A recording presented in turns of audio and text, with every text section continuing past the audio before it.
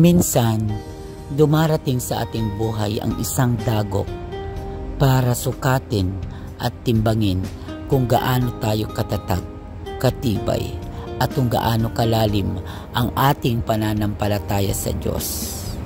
Ang pagsubok na to ang siyang magsisilbing tulay natin kung gaano tayo katatag sa ating pananampalataya sa Kanya. Ang ating Diyos na mapagmahal at laging nandyan. Ika'y laging tapat kong magmahal. Ang iyong kaawa. O Ama, ipinapanalangin ko po sa oras na ito ang mabilisang paggaling ng aking kapatid.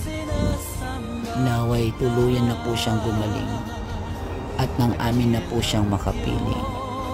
Mahal na Ama, ang lahat ng ito ay ipinapanalangin ko po sa inyong bugtong na anak na si Jesucristo at sa aming inang si Birhen Maria.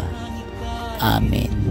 Pagod, mabuti ang Diyos na sa atin nagmamahal.